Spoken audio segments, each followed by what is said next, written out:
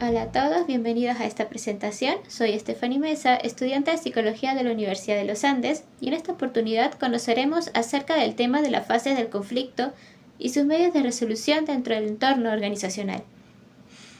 En primer lugar, entender la organización es vislumbrar un engranaje de interacciones cuya funcionalidad destaca en su sistema de roles, la toma de decisiones, estilos de comunicación y grupos funcionales dirigidos por líderes capaces de formar una gestión eficaz en la coordinación colectiva y en la distribución de tareas que permiten alcanzar los objetivos organizacionales y, especialmente, garantizar el fortalecimiento del desempeño y el sentido de pertenencia en cada uno de sus miembros.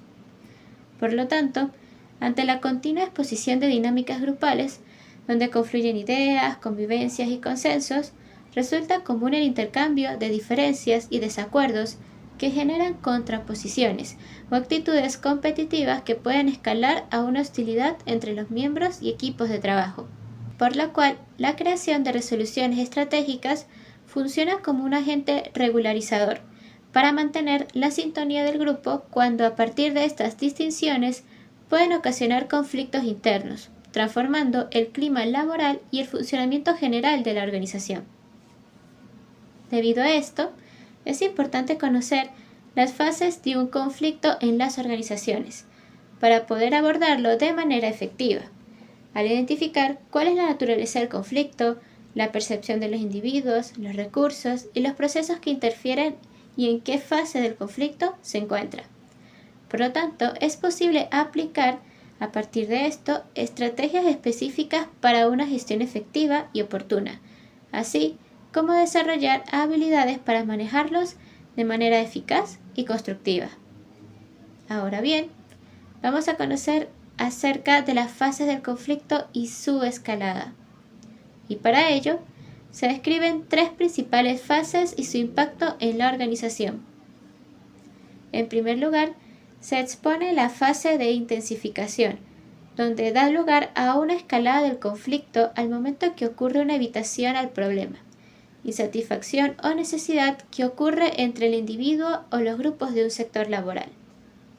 Por lo tanto, en esta etapa las partes involucradas reconocen que difieren en opiniones sobre un tema determinado, originando tensión, y es en esta fase donde las partes también tienen una actitud defensiva y a veces puede llegar a ser hostil, y pueden comenzar a formar coaliciones para apoyar sus posiciones. Por lo tanto, da lugar a una escalada masiva del conflicto, cuando en un primer momento no se ejecutan medidas para gestionar de manera veraz la situación conflictiva entre las partes que la constituyen.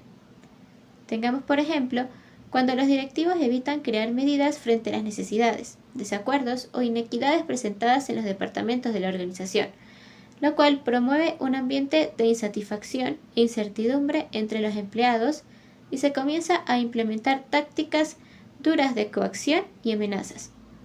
Surgen generalizaciones que involucran la problemática a todos los equipos, llegando a la personalización, donde los miembros interiorizan a modo personal la situación conflictiva, influyendo en el debilitamiento de las relaciones laborales y una tendencia peligrosa al estrés capaz de provocar reacciones negativas entre los miembros de la organización. Ahora bien, ¿cuáles son las medidas para efectuar dentro de esta fase? Bien, para manejar la fase de intensificación, lo más recomendable es aplicar estrategias específicas como fomentar la comunicación efectiva, la negociación, la mediación o una resolución colaborativa en la que el líder del grupo o los directivos reúnen información acerca de la situación, escuchen las partes involucradas y generar una negociación en la que ambos resulten beneficiados bajo un consenso en común.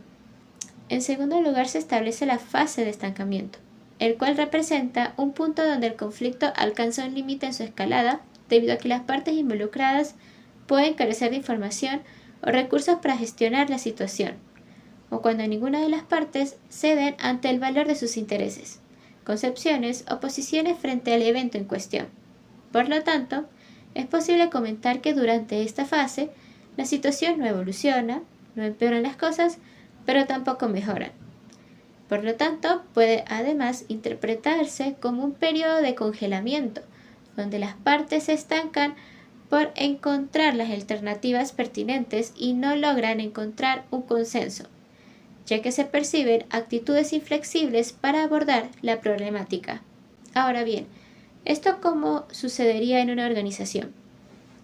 Si tenemos como ejemplo dos departamentos de una empresa que tienen un altercado sobre el uso de un espacio en común, ambos departamentos creen que tienen derecho a usar el espacio y no están dispuestos a ceder. Por lo tanto, en la fase de estancamiento, ambas partes se mantienen firmes en su postura y no están dispuestas a negociar o siquiera a buscar una solución.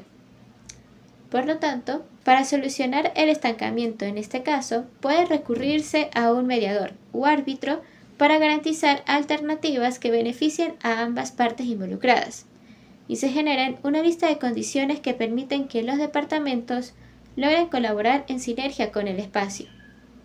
Y como última fase del conflicto se encuentra la fase de desescalada y descenso, donde se refiere al proceso de reducir la intensidad del conflicto y trabajar hacia su resolución. Por lo tanto, se comienzan a tomar medidas para reducir la tensión y encontrar una solución como podría ser identificar y clasificar según el valor de los conflictos, fortalecer una comunicación asertiva, construir acuerdos desde las situaciones urgentes o las de menor impacto, establecer consensos que beneficien a ambas partes y aplicar estrategias como incentivar la reciprocidad del adversario para construir confianza, credibilidad y una solución mutua.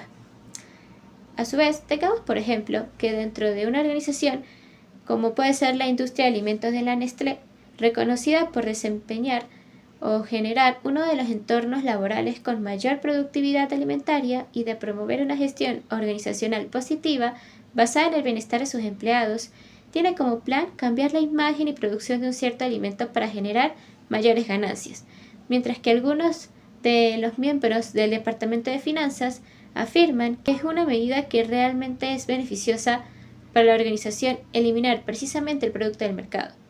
Luego de pasar las primeras fases del conflicto y parálisis de la producción del alimento, finalmente ambas partes deciden o tomar la iniciativa de reunirse en una audiencia y en lugar de tomar medidas drásticas como eliminar el producto del mercado, discuten del problema, se escuchan, generan una lluvia de ideas como modo de recopilar alternativas y se comprenden los puntos de vista.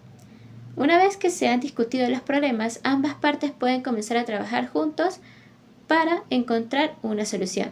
En este caso, el Departamento de Finanzas podría ofrecer una solución para mejorar la eficacia de la producción y reducir los costos de producción. La gerencia de la empresa podría ofrecer una solución para mejorar la calidad del producto y aumentar las ventas. Por lo tanto, al trabajar juntos, ambas partes pueden encontrar una solución que satisfaga a ambas partes y resuelva el conflicto. Esto también permitirá que los miembros entre los departamentos logren resolver sus diferencias, fortalecer la cohesión y colaboración intergrupal y finalmente garantizar mayores beneficios a nivel organizacional. Ahora bien, a lo largo de estas fases hemos conocido simultáneamente algunas estrategias y medios para resolver situaciones conflictivas dentro de una organización. Ahora vamos a profundizar acerca de los medios de resolución de conflictos en el contexto de las organizaciones. Para ello, se realizó una disertación de las estrategias más relevantes para cumplir con un proceso eficiente y constructivo frente a estas circunstancias, existiendo medios y estrategias tales como la mediación, el cual es un proceso en el que un tercero asume el rol de ejercer una solución y promover acuerdos entre las partes involucradas dentro de un conflicto. En el contexto de las organizaciones, la mediación puede ser formal, cuando el mediador cuenta con la información de la problemática y sigue una serie de normas establecidas para crear una estrategia de intervención y asesoramiento para el consenso de las diferencias.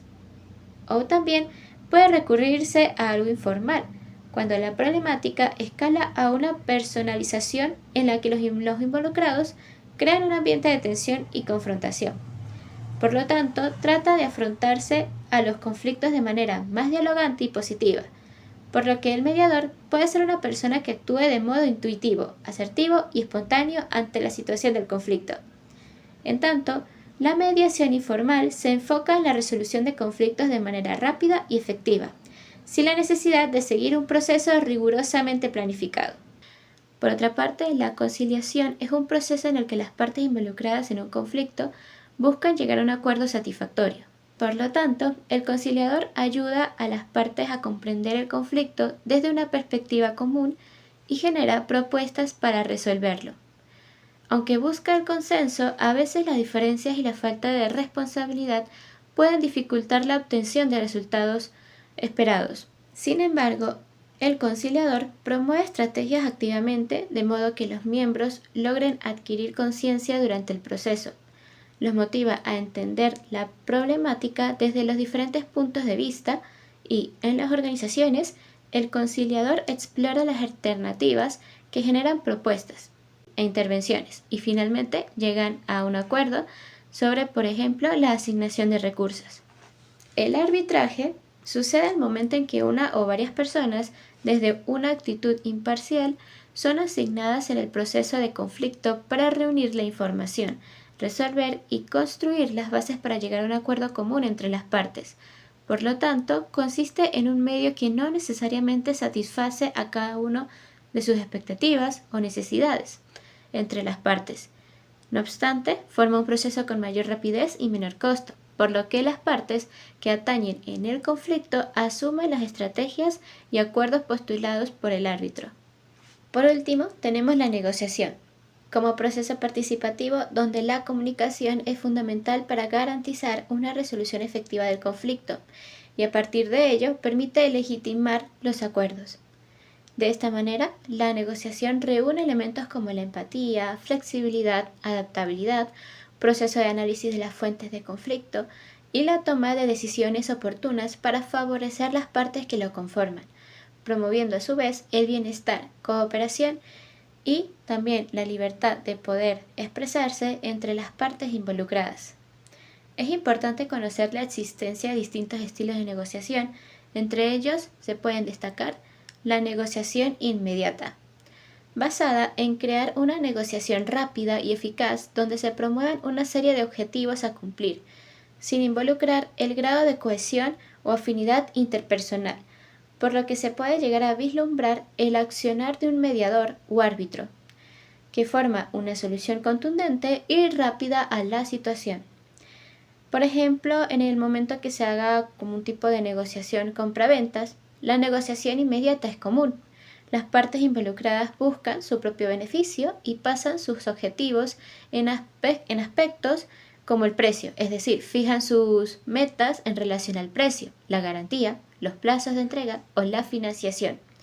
Por lo tanto, una negociación no conlleva más relación en el futuro entre las partes, sino más como una alternativa para la consecución de alguna tarea en específica.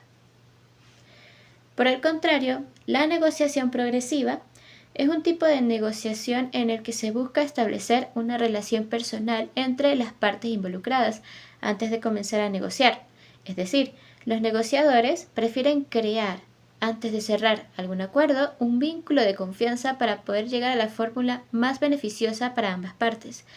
De este modo, cuando las partes deciden llevar a cabo este tipo de negociación, apuestan por relaciones con vista a largo plazo. Por otro lado, la negociación situacional es donde el negociador analiza e interpreta las características y objetivos de las partes implicadas, además de conocer los detalles de la situación, pros y contras del escenario en el que se encuentra el conflicto. Por lo tanto, se trata de un estilo de negociación que es flexible y dinámico, ya que es modificado en función de las circunstancias que se brindan en el momento. Luego, la negociación acomodativa sucede cuando el negociador adopta una conciencia de conducta más sumisa y conciliadora con respecto a la otra parte. Aunque esta estrategia puede no resultar en los mejores, resultados a corto plazo, es una técnica que se utiliza cuando se da importancia a la relación con la otra parte y cuando es necesario ganarse su confianza con vistas al futuro. En este sentido, la negociación acomodativa es una técnica que apuesta por relaciones a largo plazo. Conjuntamente, la negociación colaborativa o integrativa Es un tipo de negociación en el que los dos negociadores salen ganando. En este tipo de negociación se busca llegar a un acuerdo que aporte más beneficios para los dos y se presta especial atención en el desarrollo de la relación con la otra parte. Luego, la negociación distributiva se relaciona con el ganar-perder. Cada integrante y equipo implicado en la negociación son conscientes de que cederán a algo propio o bien obtendrán algún beneficio del consenso. Es la más utilizada, sin embargo, no es siempre la mejor opción. Por lo tanto, si las partes logran o no alcanzar sus objetivos, dependerá crucialmente de las estrategias que se empleen a futuro. La negociación por compromiso, que es otra vertiente, sucede cuando ambas partes buscan lograr los objetivos, sin embargo, de manera imparcial, debido a factores que pueden afectar en el transcurso de su alcance, por ejemplo, los recursos de la organización cuando son limitadas. Por lo tanto, ambas partes reconocen que pueden haber alguna pérdida, pero consideran que es mejor llegar a un acuerdo antes que perderlo por completo. En efecto, este tipo de negociación requiere de un alto nivel de confianza entre las partes, y es ideal para circunstancias en las que hay que actuar con rapidez. Ahora bien, uno de los métodos de negociación que ampliamente han sido abordados por diferentes estudios en ámbitos ocupacionales, sociales y de la psicología, se exponen dos métodos relevantes durante las negociaciones. El método de negociación por principios de Harvard, desarrollado en la Universidad de Harvard por los estadounidenses, el profesor Roger Fisher y el antropólogo William Ury, quienes sentaron las bases de 4 criterios de negociación. En primer lugar, el manejo de la personalización del problema, donde se atribuyen las percepciones hacia el entendimiento de las diferencias y las situaciones que atañen al conflicto, y evitar dirigir prejuicios personales, gestionar las emociones y una forma de comunicación abierta y eficaz que promueva la comprensión y la escucha. De este modo, se concentran los intereses como segunda fase en la negociación, donde conforma una integración de las necesidades e intereses con respecto a la situación y no centrarse en las posiciones jerárquicas de los equipos o de los miembros dentro de la organización. Tras ello, se genera un abanico de alternativas que posibiliten el beneficio mutuo. Y, por último, se instauran criterios de cumplimiento y seguimiento de los acuerdos asumidos, de manera que puedan monitorearse mediante uso de datos objetivos que representen la funcionalidad del consenso. De esta manera, la organización, al contar con una gestión integrativa y eficiente, posee los recursos y las habilidades para guiar el proceso de manera adecuada, siendo la negociación uno de los medios más utilizados. Y el método japonés de negociación basado en las relaciones interpersonales es un método que ha sido progresivamente implementado en las negociaciones, entre organizaciones internacionales especialmente. Para ello, se encuentra constituido principalmente de 6 etapas: preparación, apertura, intercambio de información, estudios internos, transacción y firma. En la primera etapa se debe reunir la máxima cantidad de información, desde el equipo negociador, sus miembros, el orden jerárquico y las dudas preliminares, como también el lugar, tiempo y programa donde se ejecutará la negociación. Para ello también se recurre a una negociación informal, donde en primera instancia se conoce acerca de lo que quieren los otros y formar las normativas para la mesa de negociación. En esta fase es importante planificar y no improvisar, al igual que mantener una actitud profesional y asertiva frente a las circunstancias. La segunda etapa consiste en la apertura, donde se obsequia cordialmente un regalo ceremonial que dará inicio a la sesión de negociación, dirigida al máximo responsable del equipo. Esto con la finalidad de establecer una relación armoniosa entre ambas partes y mantener una buena relación a largo plazo. A su vez, previo al proceso se definen los roles y las personas que serán parte de la negociación, entre ellos el presidente o máximo responsable del equipo, el negociador, 2 miembros del equipo y un observador. Posteriormente, el intercambio de información donde se dan a conocer los intereses reales, se establece una comunicación efectiva y directa, donde se conocen las intenciones de la negociación. En este punto, se asegura de mantener la necesidad de una relación a largo plazo. Por otra parte, los estudios internos se resalta el rol de cada miembro durante la negociación, donde es importante mantener una escucha activa, respeto y diálogo asertivo. Además, los observadores se encargarán de tomar notaría de la reunión y establecer la agenda y conclusiones de la misma. En la etapa de transacción, se lleva a cabo las medidas acordadas y se promueven más alternativas futuras para eventos circunstanciales que pueden ocurrir. Y por último, se realiza la etapa de la firma, donde se brinda un acto ceremonial que concluye con la negociación y se resalta la confianza para futuros encuentros y trabajos en equipo. Es uno de los métodos que conlleva tiempo y planificación. Sin embargo, ha resaltado por ser uno de los medios alternos más efectivos cuando de negociaciones organizacionales se trata. A partir de lo expuesto se reflexiona que los conflictos en las organizaciones son inevitables y surgen en diversas causas, como diferencias de personalidad, problemas personales o familiares, hasta factores organizativos como el liderazgo, gestión, estructuras y presupuesto. Sin embargo, estos conflictos significan una fuente relevante de oportunidades de transformación y crecimiento desde el nivel de la organización hasta cada uno de los miembros que lo componen, cuando en el proceso se recurren a medios y estilos de resolución que permitan establecer consensos efectivos. Por consiguiente, la resolución temprana y constructiva de los conflictos ayuda a minimizar su impacto negativo y fomentar un ambiente de trabajo asertivo, capaz de garantizar el bienestar del funcionamiento organizacional y de los individuos, puesto que incentiva al mejoramiento de la comunicación, manejo emocional y de las habilidades blandas entre los grupos de trabajo, fortalece las relaciones laborales y finalmente genera la evolución de la organización cuando se identifican las necesidades, problemáticas y medios para manejar los conflictos y garanticen un mejor desempeño organizacional.